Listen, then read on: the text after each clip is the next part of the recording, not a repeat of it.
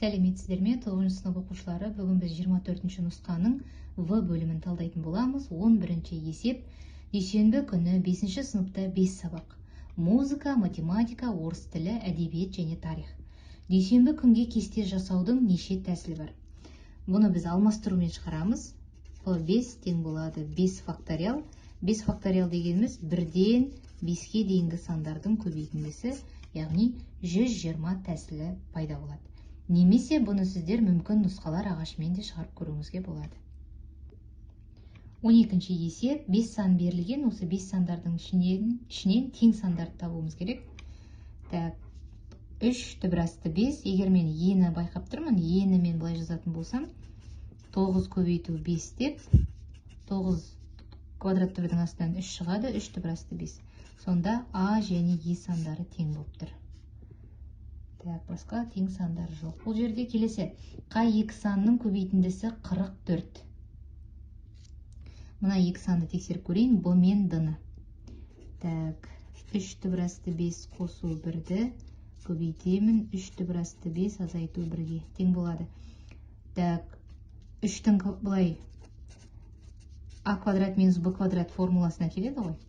Сонда 3-тің квадраты 9, 9-ды 5-ге көбейтемін 45, 45-тен 1 аламын 44. Сонда Б мен Д сандарының көбейтіндісі 44-ке тең болады екен. Осы 12 есептің С-сы тізбектес екі санның арасында түбірасты 15,9 болады дейді. Осы екі санды табу керек. Квадраттап жіберем, 15,9 А-ның квадраты, Б-ның квадраты. 15,9 қандай санның квадратынан үлкен? 16-дан үлкен, 9-дан кіші. Демек бұл 3 пен 4-тің арасында жатады деген сөз. 13 есеп. Ықшамдаңыз. Квадрат түбірдің астынан біз модульмен шығарамыз. 1 азайту түбірасты 3 модуль астында азайту түбірасты 3 тең болады. 1 мен түбірасты 3-ті салыстырып аласыздар. Бізде түбірасты 3 үлкен. Сондықтан бұлай жазамыз. Түбірасты 3 азайту 1. Модульдің астынан шығарамыз. Түбірасты 3 азайту 1, азайту түбірасты 3 тең болады минус 1-ге. Себебі мына екеуі 0-ді береді. 14 есептің асы берілген өрнектің мәні болмайтынды X-тің барлық мәнін табуымыз керек.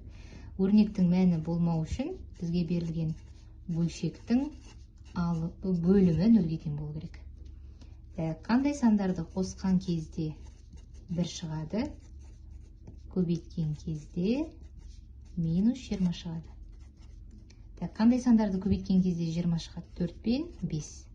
Қосқан кезде 1 шығады, демек минус 4 пен 5 деген сөз. Сонда жауабы минус 4, 5. Яғни минус 4 пен 5-ті қоятын болсаңыз, өрнектің мәні болмайды. 14 есептің Б-сы ықшамдау керек. Бұл жерде біз қысқаша көбейту формуласын қолданамыз. X азайту Y, X қосу Y. Бөлімінде Y квадрат. Бөлуді көбейтуге алмастырамын.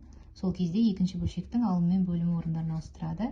Және мына жерде 7-нің ортақ көбейткіш екенін көріп тұрмыз. Жақшаны сыртына шығарып жібереміз. Ары қарай қысқаратындар X минус Y, X минус Y, Y пен Y-тің квадраты. Сонда бөлшектің алымында X қосу Y, бөлімінде 7Y қалады. 15 есеп. Тізбектің алғашқы 6 мүшесі берілген. Тізбектің келесі мүшесін тап. Заңдылықтан таба алайық. 2-ден 3, 3, 2-ден 9, 6. Демек, мұна жерде бізде 2-ден 6 болды деген сөз. 2-ден 6 ол 3-ті береді. 2-ден 9, сосын 2-ден 12, 2-ден 15, 2-ден 18. Олай болса, келесі мүшесі 2-ден 21. Яғни алымы 3-ке артып отыр, бөлімі өзгеріссіз 2 болып тұр. Келесі мүшесі 2-ден 21. Б-сы жалпы формуласы берілген тізбектің 18-ші мүшесін табу керек. Бұндағы n-дардың орнына 18 қойып шығасыз. Тең болады 20-дан 18, қысқартып жібереміз. 2-ге бөліп тастаймыз, 10-нан 9. 18-ші мүшесі 10-нан 9-ға тең. 16 есеп. 15-те 20 өлшемді қағазға дөңгелек салынған.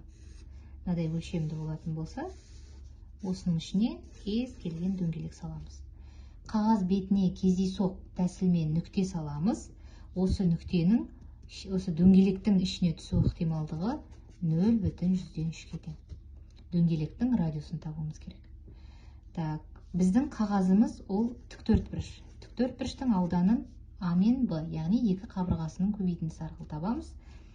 15-20 өлшемі деп тұр. Демек, бізге екі қабырғасы беріліп тұр. 15-20-ға көбейтеміз 300. Ал дөңгелектің ауданын табу формуласы πr квадрат. Мынау бізде тіктөртбұрыш, мынау дөңгелек.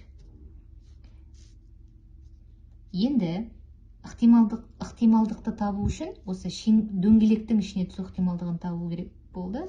Ол дөңгелектің ауданын тіктөртбұрыштың ауданына бөлеміз, сол кезде ықтималдық шығады.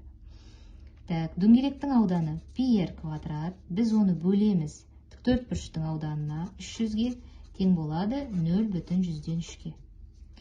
πr квадрат тең болады 300-ді 0,3-ке көбейтсем 9 шығады. r квадрат тең болады 9-ды π-ға бөлемін. Олай болса, r дегенім түбір асты. 3 бөлінген түбір астында π. Немесе π-дің мәнін тауып алып 3,14 деп түбір астынан шығарып, 3-ті сол түбір асты 3,14-ке бөліп, r-дің нақты мәнін табуымызға болады. 17-ші есеп геометриялық прогрессияның бірінші мүшесі берілген, яғни v1 -3-ке тең, және еселігі берілген -3-тен 1.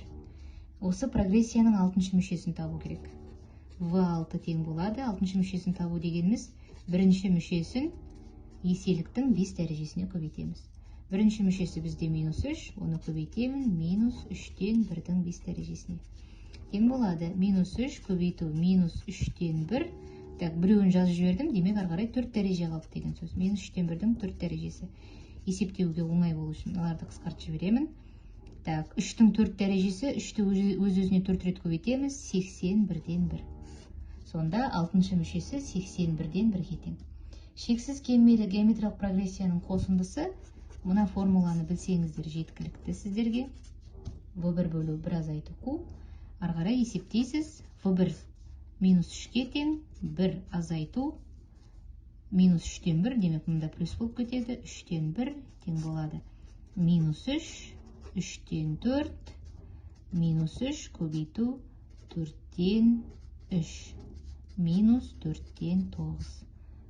Шексіз кемелі геометриялық прогрессияның қосындысы -4-тен 9. 18-ші есеп, екі тракторшы бірігіп жұмысты 2 сағатта бітіреді. Егер бірінші тракторшы өзі жеке жасайтын болса, екіншіге қарағанда 3 сағат көп жұмсайды. Бірінші тракторшы жеке өзі неше сағатта осы жұмысты бітіреді. Екеуі біріксе, онда 2 сағат кетеді. Бірінші тракторшы, екінші тракторшы. Бірінші тракторшы екіншіге қарағанда 3 сағат көп жұмсаса, онда екінші тракторшыға x сағат деп аламыз. Енді жұмыс өнімділіктері 1 бөлу 2, 1 бөлінген x қосу 3, 1 бөлінген x. Осы x қосу 3-ті табуымыз керек. Яғни бірінші тракторшының неше сағатта бітіретіндігін сұрап тұр. Берілген жұмысты. 1 бөлінген x қосу 3-ке қосамын, 1 бөлінген x тең болады 1 бөлінген 2. Ортақ бөлімі 2x, x қосу 3 болады. Толықтауыш көбейткіш 2x, 2x қосу 3 және x қосу 3. 2x қосу жақшашамын 2x-қа көбейтемін, 2x қосамын 2-ні 3-ке көбейтемін 6. Тең болады бөлімі 2x, x қосу 3. Жақшаны ашамын x квадрат қосу 3x.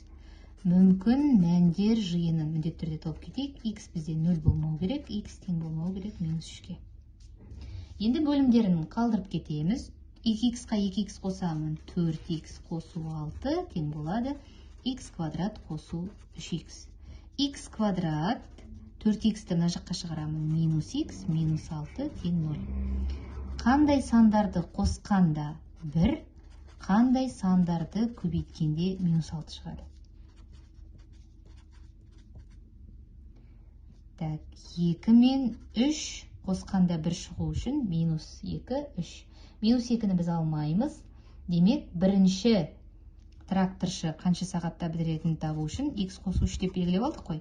X-тің орнына 3 қоямын. 3 қосу 3 тең 6.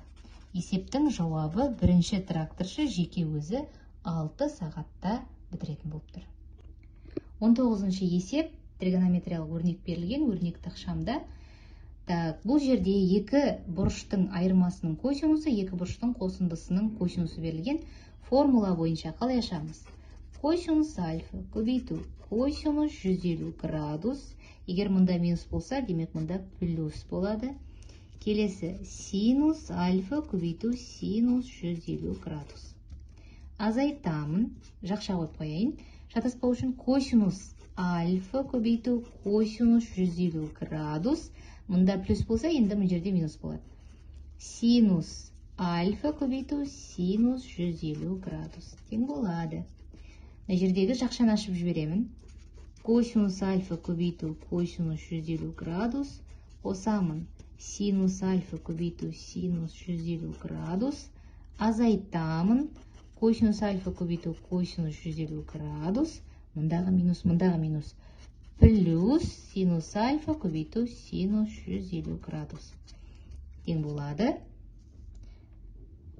Кімдерді қысқартып жібереміз? Косинус альфа косинус 150, минус косинус альфа косинус 150. Сонда, мына екеуін қосатын болсам, 2 синус альфа көбейту синус 150 градус болады. Тең болады. 2-ні көбейтемін синус альфаға, 150-дің мәнін жаттап жүрудің қажеті жоқ. Келтіру формуласы 180 градус азайту 30 градус деп жазып аламыз. 2 синус альфаны жазып қоямын, көбейтемін. Синус 180 градусты атау өзгермейді, бірақ нешінші ширек екенін міндетті түрде қарауымыз керек. 180-нен 30 алдым, екінші ширекте синустың таңбасы плюс, сонда синус 30-дің өзі қалады. Синус 30-дің мәні ол 2-ден 1, көбейту синус альфа, 2-ден 1, 2 қысқарып кетеді, сонда тек қана бұл жерде синус альфа қалады. 20-шы есеп, теңсіздікті шешіңіз. Теңсіздікті шешкен кезде ең бірінші нөлдерін тауып аламыз. Ол үшін нөлге теңестіріп аламыз. Көбейткіштің әрқайсысын нөлге теңестіріп аламыз. Вет теоремасымен x1 мен x2-ның қосындысы 2, x1 мен x2-ның көбейтіндісі минус 8. Қандай сандарды қосқан кезде 2, көбейткенде минус 8 шығады. 4 пен 2, қосқанда 2 шығып тұр, демек минус 2 деген сөз. Нөлге теңестіремін. 3 азайту x, 3 қосу x деп екі жақшаға жіктеп аламыз. Олай болса x тең 3-ке, x тең минус 3-ке. Осылардың барлығын координаталық түзуге саламыз, немесе сандар өсі. Минус 3. Бізде қатаң теңсіздік, сондықтан нүктелер боялмайды. Минус 3, минус 2, 3 және 4. Интервалдарға бөлемін.